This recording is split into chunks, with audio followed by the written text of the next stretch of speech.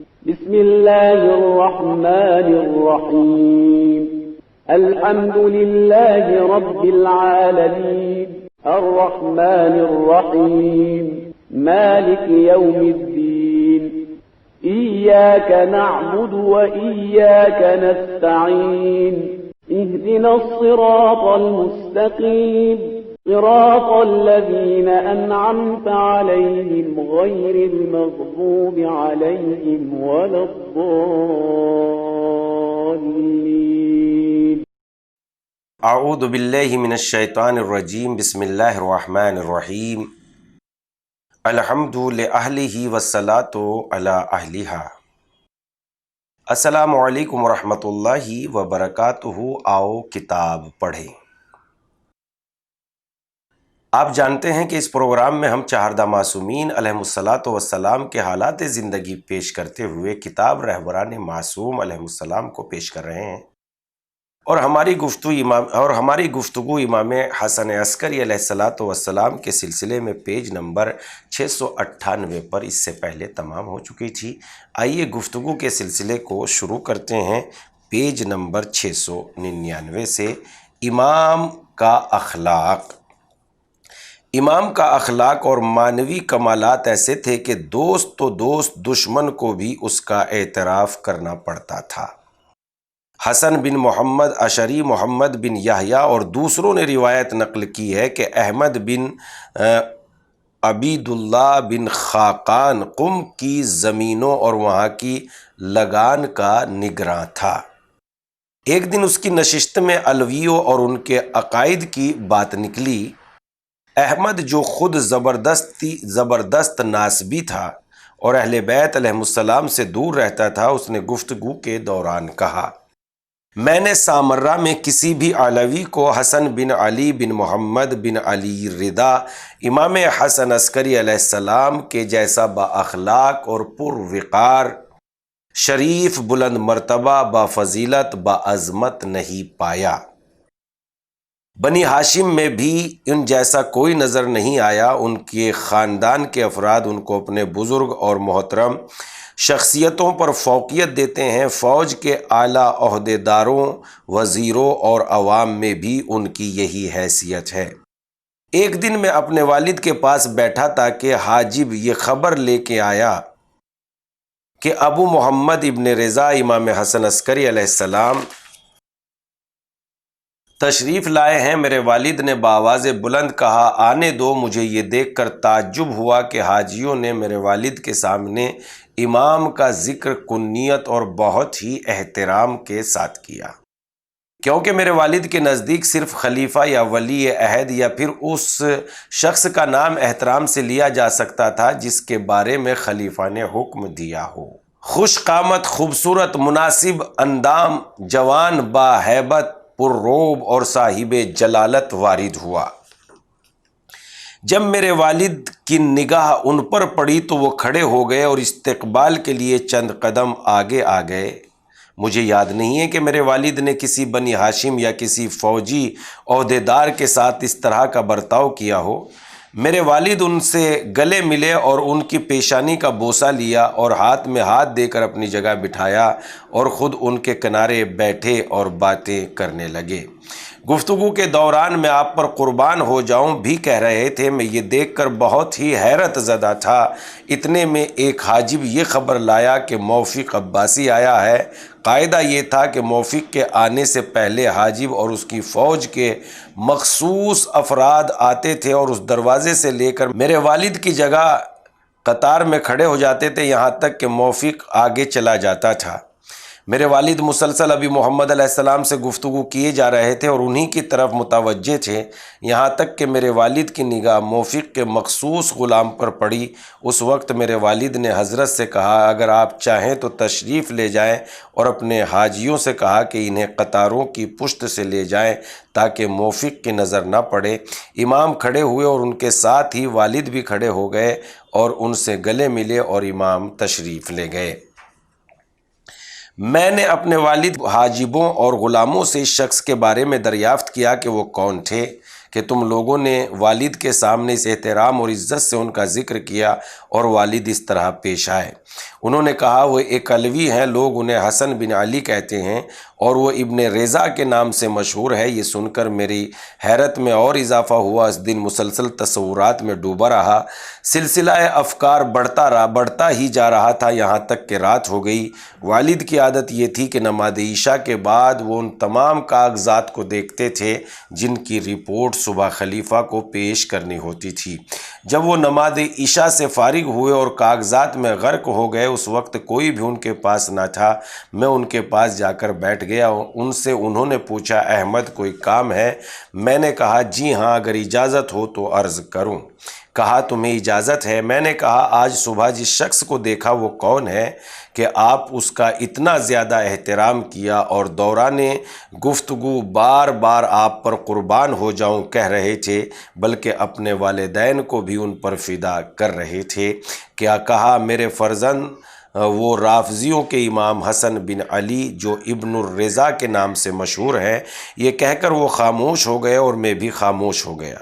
اس کے بعد انہوں نے کہا فرزند اگر خلافت بنی عباس کے ہاتھوں سے نکل جائے تو بنی ہاشم میں ان کے علاوہ کوئی اور خلافت کا مستحق نہیں ہے، اور یہ ان کے اخلاق، فضیلت، شرافت، بزرگی، زہد، عبادت کی بنا پر ہے۔ اگر تم نے ان کے والد کو دیکھا ہوتا تو ایک عظیم شخصیت اور فضیلتوں کے مجموعے کو دیکھا ہوتا۔ یہ بات سن کر میری پیشانی پر بل پڑ گئی اور والد پر بہت زیادہ غصہ آنے لگا۔ پھر میرا کام صرف یہ تھا کہ ان کے بارے میں مزید معلومات حاصل کروں۔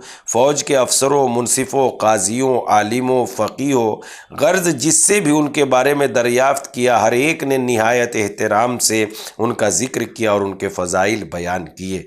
ہر ایک نے ان کی بڑائی کا اعتراف کیا اور ان کو تمام بزرگوں پر فوقیت دی۔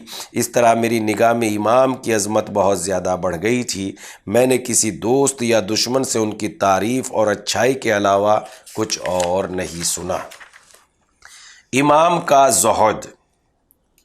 کامل مدنی چند سوال کے بعد امام کی خدمت میں حاضر ہوا۔ اس کا بیان ہے کہ جس وقت میں امام کی خدمت میں حاضر ہوا اس وقت امام نرم و نازک سفید رنگ کا کپڑا زیب تن کیے ہوئے تھے۔ میں نے اپنے آپ سے کہا کہ خدا کے ولی اور اس کے نمائندے اس قسم کا نرم و نازک لباس پہنتے ہیں اور ہمیں یہ تعلیم دیتے ہیں کہ ہم اپنے غریب بھائیوں جیسا لباس پہنیں، ان کی دلجوئی کرے۔ امام مسکرائے اور اپنی آستینوں کو اوپر اٹھایا۔ میں نے دیکھا کہ سیاہ رنگ کا کھردرا لباس پہنے ہوئے ہیں۔ اس وقت امام نے فرمایا اے کامل، ھذا للہ وھذا لکم، یہ کھردرا لباس اللہ کے لیے ہے اور یہ نرم لباس تمہارے لیے ہے۔ دو ضرورت مند۔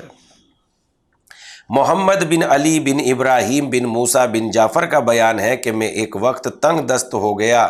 میرے والد نے مجھے کہا چلو اس شخص امام حسن عسکری کی خدمت میں چلیں اور ان کی سخاوت و کرم کا بہت شہرہ ہے۔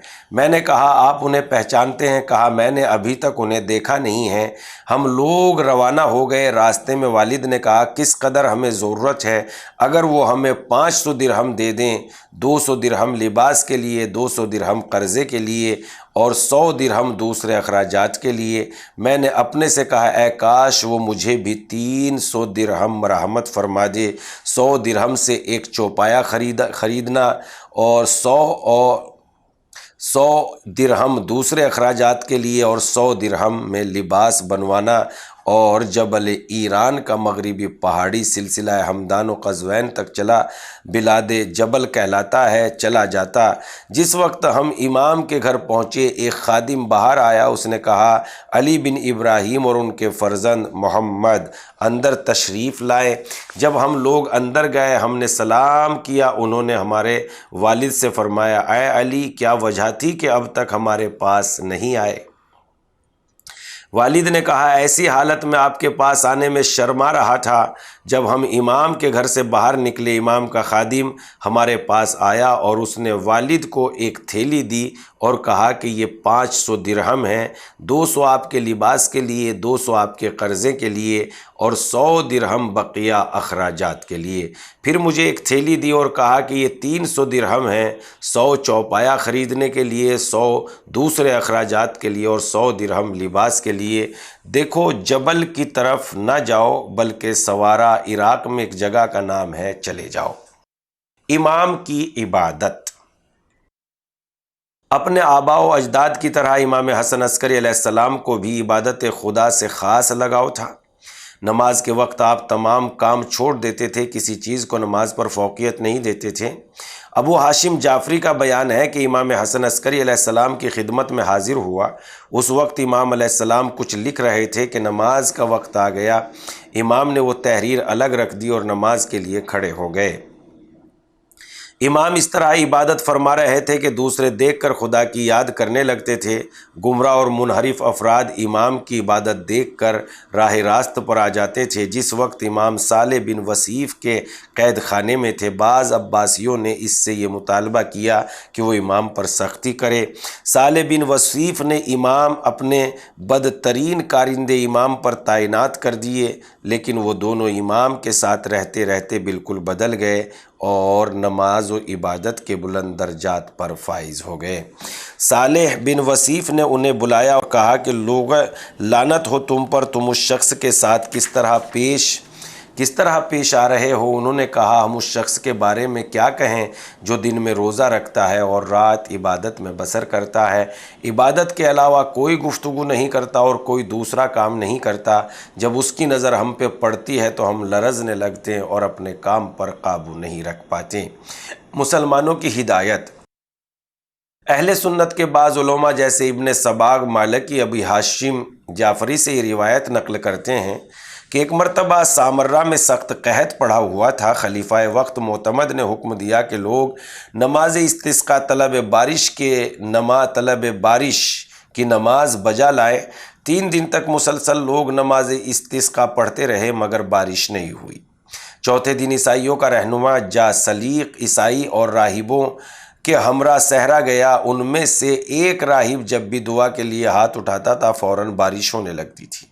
دوسرے دن بھی اس نے یہی کیا، اتنی بارش ہوئی کہ لوگوں کو پانی کی ضرورت نہ رہی۔ اس واقعے سے لوگوں کے دلوں میں شک و شبہ پیدا ہونے لگا اور لوگ عیسائیت کی طرف راغب ہونے لگے۔ یہ بات خلیفہ وقت کو ناگوار گزری۔ اس نے امام حسن عسکری علیہ السلام کے پاس آدمی بھیجا اور آپ کو قید خانے سے بلوایا گیا۔ خلیفہ نے امام سے کہا یہ آپ کی جد کی امت ہے، یہ گمراہ ہونا چاہتی ہے، آپ ہی گمراہی سے بچا سکتے ہیں۔ امام علیہ السلام نے فرمایا جاسلیق اور اس کے راہبوں سے کہو کہ منگل کے روز پھر صحرا میں آئیں۔ خلیفہ نے کہا عوام کو بارش کی ضرورت نہیں ہے، کافی بارش ہو چکی ہے، اس لیے اب صحرا جانے سے کوئی فائدہ نہیں ہے۔ امام نے فرمایا میں یہ بات شکوک و شبہات دور کرنے کے لیے کہہ رہا ہوں۔ خلیفہ کے حکم سے منگل کے روز عیسائی رہنما اور راہب صحرا گئے۔ امام حسن عسکری علیہ السلام بھی ایک بڑے گروہ کے ساتھ صحرا تشریف لے گئے۔ عیسائی اور ان کے راہبوں نے طلب بارش کے لیے ہاتھ اٹھائے۔ آسمان ابر آلود ہو گیا اور بارش ہونے لگی۔ امام نے حکم دیا کہ فلاں راہب کے ہاتھوں میں جو چیز ہے وہ اس سے لے لو۔ راہب کے ہاتھوں میں ایک سیاہ فام ہڈی کسی انسان کی تھی۔ امام نے وہ ہڈی لے لی اور ایک کپڑے میں لپیٹ دی اور راہب سے فرمایا ذرا اب بارش کے لیے دعا کرو۔ راہب نے دعا کے لیے ہاتھ اٹھائے۔ آسمان پر جو بادل تھے وہ بھی چھٹ گئے، آسمان صاف ہو گیا اور سورج نظر آنے لگا۔ لوگ حیرت سے امام کو دیکھ رہے تھے۔ خلیفہ نے امام سے دریافت کیا یہ ہڈی کیسی ہے؟ امام نے فرمایا یہ ایک پیغمبر خدا کے جسم کا ٹکڑا ہے جس کو انہوں نے انبیاء کی قبروں سے حاصل کیا ہے۔ جب یہ ہڈی زیر آسمان آ جاتی ہے تو فوراً بارش ہونے لگتی ہے۔ سب نے امام کی تعریف کی اور جب ہڈی کو آزمایا گیا تو امام کی بات کو حرف بہ حرف صحیح پایا۔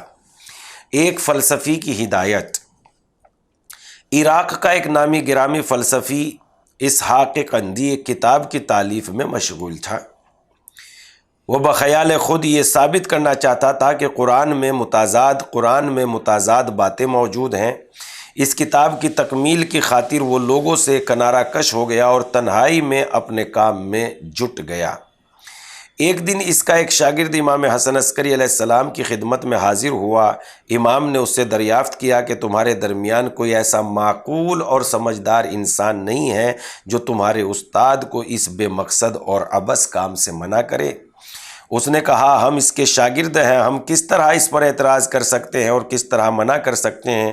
امام نے فرمایا، اچھا یہ بتاؤ، جو باتیں تمہیں بتاؤں تم اس تک پہنچا تو سکتے ہو؟ اس نے کہا کہ ہاں، پہنچانے میں کوئی حرج نہیں ہے۔ فرمایا، اس کے پاس جاؤ اور اس سے بہت زیادہ نزدیک ہو، خوب دوستی بڑھاؤ اور جو کام وہ کہے اس میں اس کی مدد کرو۔ جب خوب نزدیک ہو جاؤ اور اس کا اعتماد حاصل کر لو تو اس وقت اس سے کہو کہ ایک سوال میرے ذہن میں ہے، اگر آپ اجازت دیں تو آپ کی خدمت میں عرض کروں۔ وہ تمہیں سوال کی اجازت دے گا۔ اس وقت اس سے کہو، اگر قرآن کا بیان کرنے والا آپ کے پاس آئے تو کیا آپ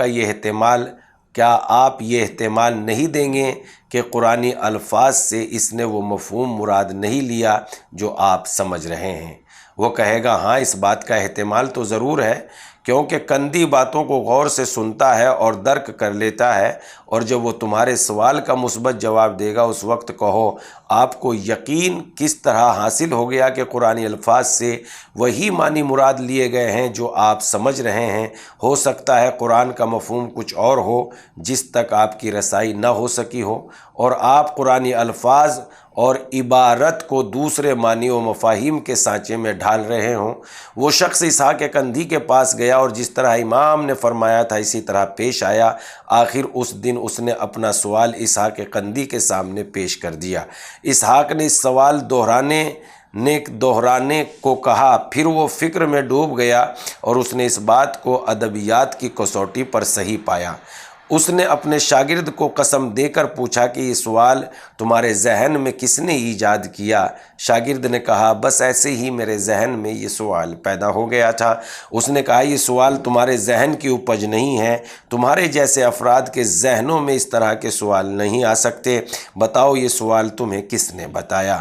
شاگرد نے کہا، یہ سوال ابو محمد امام حسن عسکری علیہ السلام نے مجھے تعلیم دیا تھا۔ کندی نے کہا، اب تم نے سچ کہا، یہ سوال اسی خاندان کے علاوہ کسی اور کے ذہن میں نہیں آ سکتا۔ اس کے بعد کندی نے اس سلسلے میں اب تک جو کچھ لکھا تھا سب میں آگ لگا دی۔ چند سوال اور جواب۔ ابو ہاشم جعفری کا بیان ہے کہ ایک شخص نے امام سے یہ سوال کیا کہ کیا وجہ ہے کہ عورت کو میراث میں ایک حصہ اور مرد کو 2 حصے ملتے ہیں؟ امام نے فرمایا، چونکہ جہاد اور اخراجات عورت کے ذمے نہیں ہیں، اس کے علاوہ وہ اشتباہی قتل کی دیت بھی عورت کے ذمے نہیں بلکہ مرد کے ذمے ہیں۔ ابو ہاشم جعفری کا بیان ہے کہ یہ جواب سن کر فوراً میرے ذہن میں خیال آیا کہ یہی سوال ابن ابی الاوجاع نے حضرت جعفر صادق علیہ السلام سے کیا تھا اور امام نے یہی جواب ارشاد فرمایا تھا۔ امام حسن عسکری علیہ السلام نے میری طرف متوجہ ہو کر فرمایا، ہاں، یہ ابن ابی الاوجاع کا سوال ہے۔ جب سوال ایک ہے تو ہمارے جواب بھی ایک ہیں۔ جو چیز پہلے امام کو پیش آتی ہے وہی دوسرے امام کو، ہم اول و آخر علم و منزلت میں برابر ہیں۔ ہاں، رسول اور امیر المومنین علیہ السلام کو خاص فضیلت اور امتیاز حاصل ہے۔ حسن بن ظریف نے امام حسن عسکری علیہ السلام کو لکھا کہ رسول خدا نے امیر المومنین علیہ السلام کے بارے میں جو ارشاد فرمایا ہے، من کنت مولا ہو فعلی مولا، اس کا کیا مطلب ہے؟ امام نے فرمایا، حضرت کا مقصد حضرت علی علیہ السلام کو منصب امامت پر فائز کرنا، تاکہ جس وقت امت میں اختلاف رونما ہو تو خدا کا گروہ اور حق کے پیروکار پہچانے جا سکے۔ ہروی کا بیان ہے کہ اسبات کے ایک فرزند نے مجھ سے یہ بیان کیا کہ میں نے امام حسن عسکری علیہ السلام کو ایک خط لکھا اور ان کے دوستوں کے درمیان جو اختلافات تھے ان کا تذکرہ کیا اور درخواست کی کہ اختلاف کو دور کرنے کے لیے کوئی دلیل معجزہ ظاہر فرمائے۔ امام نے جواب میں تحریر فرمایا کہ خدا خداوند بزرگ و برتر صاحب عقل سے گفتگو کرتا ہے، جو کچھ حضرت ختمی مرتبت رسول خدا فرما چکے ہیں اس سے زیادہ اور کوئی بیان نہیں کر سکتا۔ اس کے باوجود ان کی قوم ان کو جادوگر اور کاذب کہا۔ جو لوگ قابل ہدایت تھے ہدایت یافتہ ہو گئے، اور معجزہ عوام کے لیے سکون اور اطمینان کا سبب ہے۔ جب خدا ہمیں حکم دیتا ہے کہ ہم زبان کھولتے ہیں، گفتگو کرتے ہیں، اور جب خدا ہمیں گفتگو کرنے سے روک دیتا ہے تو ہم خاموش ہو جاتے ہیں۔ اگر خدا حق کو واضح کرنا نہ چاہتا تو کبھی پیغمبروں کو بشارت دینے والا اور ڈرانے والا بنا کر نہ بھیجتا۔ ان پیغمبران خدا نے ناتوانی اور توانی کے عالم میں حق کو واضح کیا اور کبھی گفتگو بھی کی ہے تاکہ خدا اپنے امر کی تکمیل کرے اور اپنے حکم کو نافذ کرے۔ لوگوں کی چند قسمیں ہیں۔ ایک گروہ حق سے واقف ہے، راہ نجات پر گامزن ہے، حق کو اپنائے ہوئے اسلامی اصول و فروع کا پابند ہے، اس کے یہاں شک کو تردید نہیں ہے اور کسی پناہ گاہ کی تلاش بھی نہیں ہے۔